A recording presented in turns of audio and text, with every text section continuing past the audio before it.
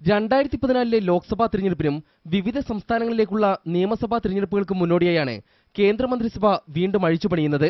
കോൺഗ്രസിനെ സംസ്ഥാനങ്ങളിൽ ശക്തിപ്പെടുത്താനായി വിദേശകാര്യമന്ത്രി എസ് എം കൃഷ്ണയും പെട്രോളിയം മന്ത്രി ജയ്പാൽ റെഡ്ഡിയും സ്ഥാനമൊഴിഞ്ഞേക്കും. മെയ്യിൽ നിയമസഭാ തിരഞ്ഞെടുപ്പ് നടക്കുന്ന കർണാടകയിൽ കൃഷ്ണ സംസ്ഥാന കോൺഗ്രസിന്റെ ചുമതല ഏറ്റെടുത്തേക്കും.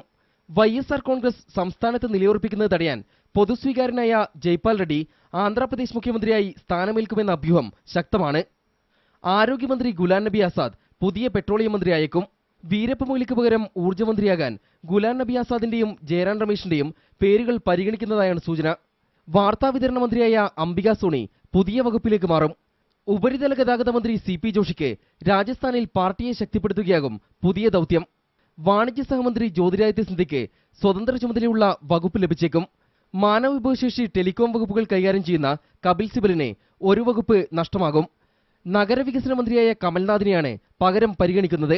കോൺഗ്രസ് വക്താക്കളായ മനീഷ് തിവാരി, രേണുക ചൌധരി എന്നിവരെ പുതുതായി മന്ത്രിസഭയിൽ ഉൾപ്പെടുത്തിയേക്കുമെന്നും അറിയുന്നു. അഴിമതി ആരോപണങ്ങളിൽ മുങ്ങിയ കേന്ദ്ര സർക്കാരിനെ പുതിയ മുഖച്ഛായ നൽകാനായി മധ്യപ്രദേശ്, ഗുജറാത്ത് നിയമസഭാ തിരഞ്ഞെടുപ്പുകൾക്ക് വിജ്ഞാപനമിറങ്ങും മുമ്പ് അഴിച്ചുപണിയുണ്ടായേക്കും. India vision, New Delhi.